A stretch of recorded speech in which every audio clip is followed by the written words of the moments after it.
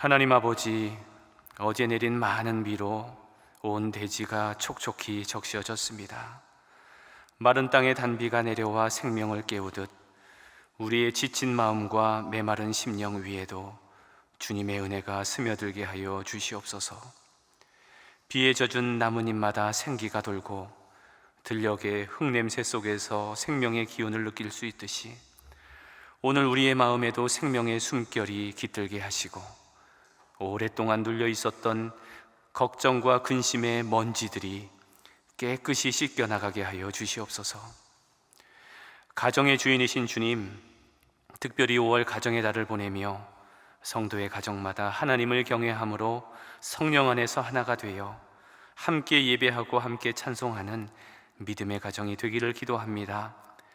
기쁠 때는 함께 웃어주고 힘겨울 때는 말없이 곁에 있어주는 사람, 그 사람이 바로 가족임을 기억하며 주님 주신 가정을 더욱 소중히 여기는 우리 모두가 되게 하여 주시옵소서. 존경하는 부모님들을 위하여 기도합니다. 우리가 이 자리에 있기까지 말없이 헌신하시고 눈물로 뒷바라지하신 그 고귀한 희생을 기억합니다. 연로하신 부모님의 육신은 날로 쇠하여 가고 있지만 그 마음만은 날마다 주님 안에서 새로워지게 하여 주시옵소서.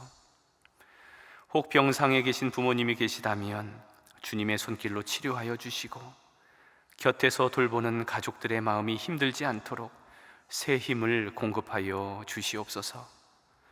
또한 아직 구원의 은혜를 알지 못하는 부모님이 계시다면 성령께서 그 마음을 열어주시고 가족들의 오랜 눈물의 기도를 들어주시사 예수 그리스도를 주님으로 영접하는 그날, 하나님의 자녀로 인치심을 받는 그날이 속히 오게 하여 주시옵소서.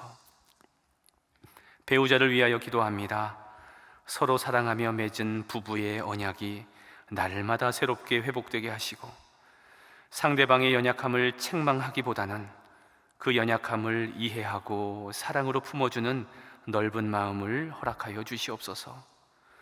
화가 날 때 먼저 참을 수 있는 인내를 주시고 상처받았을 때 용서할 수 있는 예수님의 용서를 배우게 하여 주시옵소서. 육신의 질병이나 경제적인 어려움, 그리고 자녀 문제로 인해 부부 사이가 멀어지지 않게 하시고 힘든 일을 만날 때마다 오히려 손에 손을 맞잡고 인생의 광야를 함께 걸어가는 믿음의 동반자가 되게 하여 주시옵소서. 사랑하는 자녀들을 위하여 기도합니다. 눈앞에 놓인 시험, 진로의 문제, 치열한 경쟁, 친구 관계, 그리고 불확실한 미래에 대한 걱정들 속에서 자신의 정체성을 잃지 않게 하시고 나는 하나님의 형상으로 지음받은 존귀한 하나님의 자녀라는 분명한 확신을 가지고 세상에서 승리하는 믿음의 자녀들 되게 하여 주시옵소서. 특별히 신앙의 뿌리를 튼튼히 내리게 하시고 세상 문화와 유혹에 흔들리지 않는 지혜와 분별력을 주시옵소서. 무슨 일을 하든지 먼저 주님을 생각하게 하시고 작은 일에도 주님의 뜻을 구하는 기도의 자녀로 성장하게 하옵소서. 군 복무 중인 자녀들, 유학 중인 자녀들, 타지에서 홀로 생활하는 자녀들을 주님의 강한 팔로 보호하여 주시옵소서. 낯선 환경 속에서도 주님만 의지하며 좌로나 우로나 치우치지 않고 끝까지 믿음의 길을 걸어가게 하옵소서. 불안과 염려로 지쳐있는 성도들을 위하여 기도합니다. 건강 문제로 인한 두려움, 경제적인 어려움으로 인한 염려, 직장과 사업장에서의 부담감과 스트레스 속에서 하루하루를 힘겹게 살아가는 이들이 있습니다. 사방이 막힌 것과 같은 절망적인 상황 속에서 주님이 함께 계심을 잊지 않게 하옵소서. 염려와 걱정이 마음을 지배하지 않게 하시고 믿음의 눈을 들어 주님을 바라보게 하옵소서. 내일 일에 대한 불안함보다 오늘 나와 함께 하시는 주님을 더욱 의지하게 하시고 불확실한 현실 속에서도 흔들리지 않는 믿음의 반석 위에 굳건히 서게 하여 주시옵소서. 질병의 문제로 고통 중에 있는 성도들을 위하여 기도합니다. 수술을 앞두고 불안한 마음으로 기도하고 있는 성도들이 있습니다. 긴 항암 치료로 인해 몸과 마음이 많이 지치고 약해졌는데 주님께서 새 힘을 주시기를 바라며 기도하는 성도들이 있습니다. 원인을 알 수 없는 통증으로 불면의 밤을 힘겹게 지새우고 있는 성도들도 있습니다. 주님, 이들을 긍휼히 여겨 주시옵소서. 사람의 손길이 닿지 않는 그 고통의 자리에 주님의 손길이 닿게 하시고 마음 깊이 파고드는 두려움이 물러가고 주님의 평강이 찾아오게 하옵소서. 여호와 라파, 주님의 이름을 의지하며 기도하오니 주님의 권능의 손을 얹어주시사 속히 회복되는 기적의 역사가 일어나게 하여 주시옵소서. 이제 말씀 앞으로 나아갑니다. 세상의 소음은 잠잠케 하시고 오늘 우리에게 말씀하시는 세미한 주님의 음성을 듣게 하여 주시옵소서. 주님의 말씀이 우리 영혼 깊은 곳에 스며들게 하셔서 그 말씀을 마음에 새기고 삶으로 순종하는 믿음의 열매를 맺게 하여 주시옵소서. 이 모든 말씀 우리의 영원한 소망 되시는 예수 그리스도의 이름으로 기도하옵나이다. 아멘. 네, 오늘 우리에게 주시는 하나님의 말씀은 열왕기하 2장 15절에서 25절까지의 말씀입니다. 우리 이 말씀을 다 함께 합독하겠습니다. 맞은편 여리고에 있는 선지자의 제자들이 그를 보며 말하기를 엘리야의 성령이 하시는 역사가 엘리사 위에 머물렀다 하고 가서 그에게로 나아가 땅에 엎드려 그에게 경배하고 그에게 이르되 당신의 종들에게 용감한 사람 50명이 있으니 청하건대 그들이 가서 당신의 주인을 찾게 하소서. 염려하건대 여호와의 성령이 그를 들고 가다가 어느 산에나 어느 골짜기에 던지셨을까 하나이다 하니라. 엘리사가 이르되 보내지 말라 하나 무리가 그로 부끄러워하도록 강청하매 보내라 한지라. 그들이 50명을 보냈더니 사흘 동안 찾되 발견하지 못하고 엘리사가 여리고에 머무는 중에 무리가 그에게로 돌아오니 엘리사가 그들에게 이르되 내가 가지 말라고 너희에게 이르지 아니하였느냐 하였더라.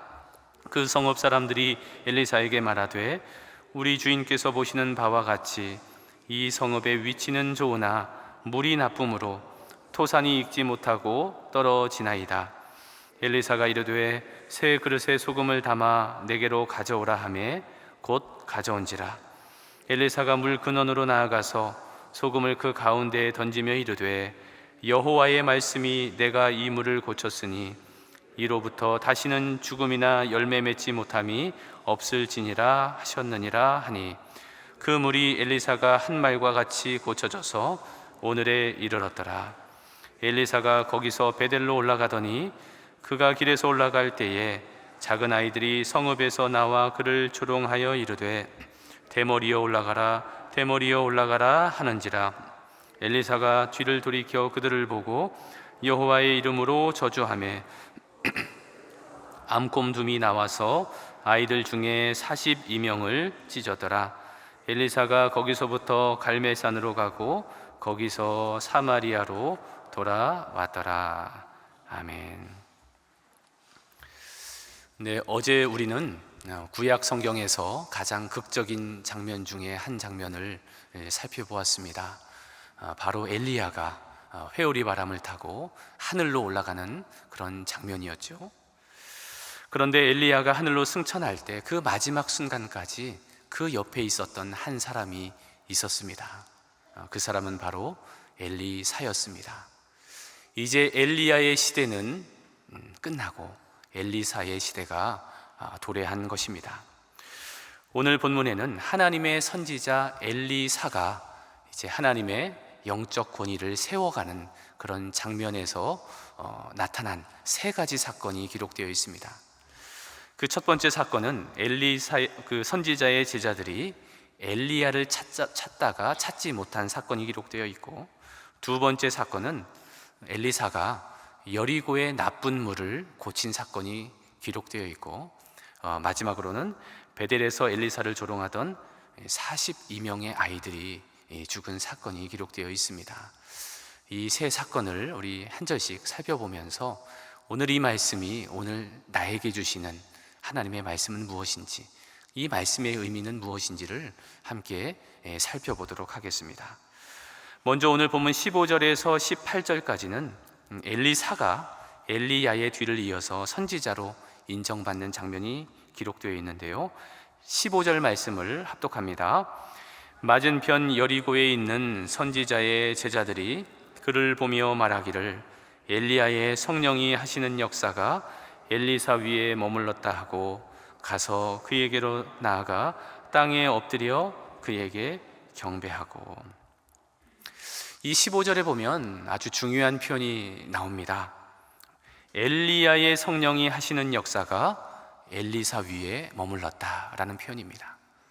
그러니까 이 엘리야에게 임했던 성령의 역사가 동일하게 엘리사에게도 성령의 역사가 일어나게 된 것입니다. 이것을 한두 명이 본 것이 아니라 50명의 선지자의 제자들이 함께 보았습니다. 그 엘리사에게 성령이 임했던 그 놀라운 사건, 그것을 본 제자들의 반응은 어떠했을까요? 오늘 본문에 따르면 그에게로 나아가서 땅에 엎드려서 그에게 경배했다고 성경은 기록하고 있습니다. 그런데 문제는 그 뒤에 나와 있는 반응인데요, 16절 말씀을 함께 읽습니다. 그에게 이르되 당신의 종들에게 용감한 사람 50명이 있으니 청하건대 그들이 가서 당신의 주인을 찾게 하소서. 염려하건대 여호와의 성령이 그를 들고 가다가 어느 산에나 어느 골짜기에 던지셨을까 하나이다 하니라. 엘리사가 이르되 보내지 말라 하나. 이게 무슨 말이냐면 지금 선지자의 제자 50명이 나가서 엘리야를 찾겠다는 겁니다. 그런데 참 아이러니하죠. 방금 전에 어떤 사건이 있었습니까? 엘리야가 회오리 바람을 타고 하늘로 올라가는 장면이 있었습니다. 그것을 지금 이 제자들이 다 봤습니다. 그럼에도 불구하고 엘리야를 찾으러 가겠다는 것이죠. 분명히 자신의 두 눈으로 똑똑히 엘리야가 하늘로 승천하는 것을 봤는데도 불구하고 엘리야를 찾으러 나가겠다는 것입니다.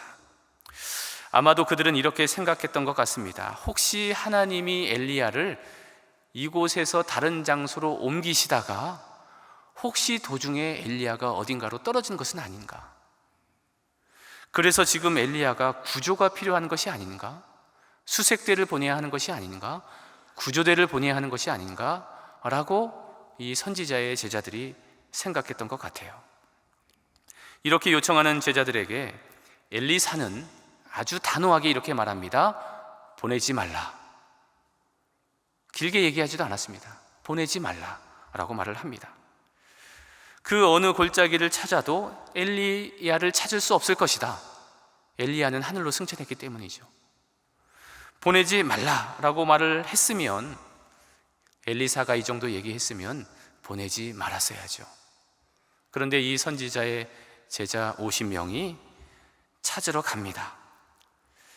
사흘 동안 이 산 저 산을 헤매면서, 골짜기를 헤매면서 그야말로 구석구석 열심히 찾았습니다. 그러나 그들은 찾아내지 못했습니다. 결국 시간만 낭비하고 엘리사의 말이 옳았음을 인정하며 돌아오게 됩니다. 사랑하는 여러분, 오늘 이 사건을 통해서 우리가 중요한 교훈을 얻게 되는데요, 오늘 본문에서 하나님의 선지자 엘리사는 분명히 보내지 말라고 했는데, 아주 단호하게 보내지 말라고 했는데, 이 선지자의 제자들은 그 말을 듣지 않습니다. 굳이 50명의 수색대를 보냅니다.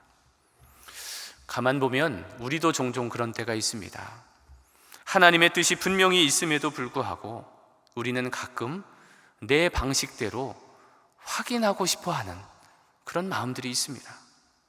하나님의 말씀을 듣고도 믿지 못하고 내가 확인하겠다고 하나님 앞에서 종종 떼쓰기도 합니다.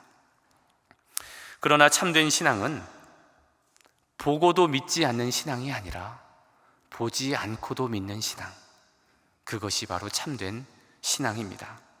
하나님의 말씀이 분명하다면 더 이상 하나님께 묻지 않고 하나님께 따지지 않고 그 하나님의 말씀에 순종하는 삶, 그것이 바로 진정한 신앙인의 삶임을 오늘 본문을 통해 우리는 배우게 됩니다. 이어지는 19절에서 22절까지는 엘리사가 일으킨 첫 번째 기적의 사건이 기록되어 있는데요, 19절 말씀을 함께 합독하겠습니다. 그 성읍 사람들이 엘리사에게 말하되 우리 주인께서 보시는 바와 같이 이 성읍의 위치는 좋으나 물이 나쁨으로 토산이 익지 못하고 떨어지나이다. 자, 엘리사가 여리고에 머물러 있을 때 성읍 사람들이 엘리사를 찾아와서 한 가지 요청을 하는데요, 그 요청의 주제는 물에 관련된 문제였습니다. 이 여리고라고 하는 성읍은 위치는 참 좋았습니다. 그러니까 입지 조건도 좋고 환경도 다 좋았습니다. 그런데 결정적인 문제가 있었는데 물이 나빴습니다. 여기에서 나쁘다라고 해당하는 히브리어 단어가 물이 나쁘다가 함마임 라임이고, 이 나쁘다라는 단어는 이 라임입니다. 라임. 이 단어는 단순히 물이 맛이 없다 이런 뜻이 아닙니다. 이 라임이라고 하는 히브리어의 뜻은 악하다, 해롭다, 죽음에 이르게 한다 라는 뜻이 있습니다.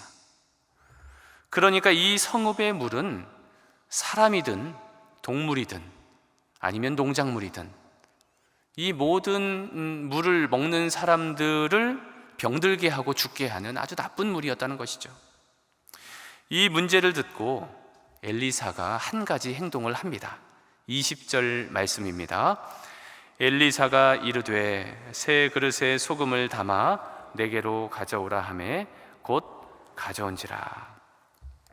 새 그릇에 소금을 담아서 엘리사에게 가져오라고 명령을 합니다. 여기서 말하는 새 그릇은 아직 한 번도 사용하지 않은 아주 정결한 그릇을 가리키죠. 그리고 소금은 여러분들도 잘 아실 것입니다. 방부제 역할도 하고, 특별히 구약 성경에서는 하나님의 언약과 정결함을 상징하기도 합니다. 그러므로 엘리사가 소금을 물의 근원에 던졌다라고 하는 것은 하나님의 언약과 정결함으로 그들의 삶을 회복시키는 하나의 선포적인 행위를 했다라고 볼 수 있습니다. 그런데 엘리사는 행동만 한 것이 아니었습니다. 이어서 하나님의 말씀을 선포하는데요, 21절 말씀입니다. 엘리사가 물 근원으로 나아가서 소금을 그 가운데에 던지며 이르되 여호와의 말씀이 내가 이 물을 고쳤으니 이부터는 다시는 죽음이나 열매 맺지 못함이 없을지니라 하셨느니라 하니. 이 21절에서 가장 핵심이 되는 표현은 여호와의 말씀이입니다. 여호와의 말씀이 이 물을 고쳤습니다. 하나님의 선지자 엘리사라는 어떤 사람이 이 물을 고친 것이 아닙니다. 여호와의 말씀이 이 물을 고친 것입니다. 이 21절에 나오는 고쳤으니라는 단어가 또 중요한데요, 이 고쳤으니에 해당하는 히브리어가 여러분 아주 잘 아는 단어입니다. 라파입니다. 여호와 라파에 사용하는 이 라파가 21절에 쓰였습니다. 이 라파라는 단어는 치료하다, 회복시키다라는 그런 뜻이 있지요. 그러므로 하나님의 말씀이 선포됨으로 나쁜 물이 좋은 물로 변화된 것입니다. 열매가 없는 땅에서 열매 맺는 땅으로 바뀐 것입니다. 죽음의 땅에서 생명의 땅으로 바뀐 것입니다. 사랑하는 여러분, 오늘 본문의 여리고, 참 도시가 좋았고 아름다웠고 위치도 좋았고 환경은 좋았습니다. 그러나 가장 중요한 물이 나빴습니다. 이것을 우리의 삶에 대입해 보면 어떨까요? 어떤 사람은 겉모습은 멀쩡해 보이고 외모도 그럴듯해 보이지만 그 속마음이 상처로 가득하고 또한 고통과 아픔이 가득한 사람이 있습니다. 그 사람에게 필요한 것은 무엇일까요? 오늘 본문의 여호와의 말씀, 여호와의 말씀이 선포되었을 때 그 나쁜 물이 좋은 물로 바뀌었던 것처럼 그 속사람이 아픈 사람에게 필요한 것은 바로 여호와의 말씀입니다. 하나님은 어떤 분이실까요? 하나님은 우리의 내면을 아름답게 하고 우리의 내면을 건강하게 고치시는 분이십니다. 하나님의 말씀이 닿으면 죽음이 멈추고 생명이 시작됩니다. 하나님의 말씀이 닿는 곳에는 풍성한 열매가 맺히게 되는 것입니다. 바라기는 여러분의 내면이 건강하게 되기를 축복합니다. 그리고 여러분의 몸도 하나님께서 주시는 건강이 여러분의 몸에게도 임하기를 바랍니다.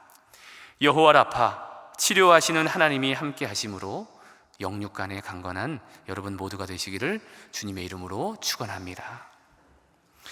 이어지는 23절부터 25절까지는 엘리사가 베델로 올라가는 길에서 발생한 다소 충격적인 장면이 기록되어 있습니다. 23절 말씀입니다.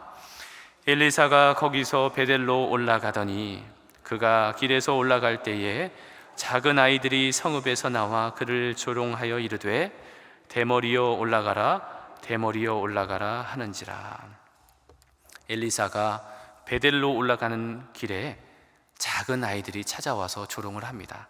여기서 말하는 작은 아이들에 해당하는 히브리어가 나림 크타님이라는 단어인데, 이 단어는 우리가 생각할 때 작은 아이들 하니까 뭐 초등학생쯤 혹은 뭐 유치원생쯤 이렇게 생각할 텐데, 이 단어는 그런 용어는 아닙니다. 대략 12세 이상 20대 초반에 이르는 청소년들 혹은 청년들을 가리키는 표현입니다. 그러므로 지금 이 아이들이 단순히 장난치는 것도 아니고 철없는 농담을 하는 것도 아닙니다. 지금 의도적으로 누군가를 조롱하고 있는 것이죠. 게다가 그 조롱의 대상이 누구입니까? 하나님의 선지자 엘리사입니다. 방금 전에 하나님의 말씀으로 죽음의 물을 생명의 물로 바꾼 하나님의 위대한 선지자를 조롱하는 것이죠. 뭐라고 조롱합니까? 대머리에 올라가라, 대머리에 올라가라. 이 말은 지금 단순히 외모를 비하하거나 외모를 조롱하는 그런 표현을 넘어서는 표현입니다. 여기에서 올라가라, 대머리에 올라가라고 하죠. 이 올라가라라고 하는 것은 방금 전에 있었던 엘리야가 하늘로 올라간 사건, 그 승천한 사건을 비아냥되면서 지금 이 사람들이 이런 말을 하고 있는 것입니다. 대머리 선지자야, 너도 네 스승처럼 올라가라, 올라가 버려라. 네가 무슨 선지자냐? 없어져 버려라, 사라져 버려라 라고 하는 말입니다. 그러므로 이 말은 단순히 엘리사만을 모욕하는 것이 아닙니다. 하나님의 권위에 대한 정면 도전이었습니다. 단순히 철없는 아이들의 장난이 아니라 하나님의 거룩함을 모독하고 하나님의 선지자를 모독한 큰 죄를 범한 것이죠. 이들이 어떻게 됐을까요?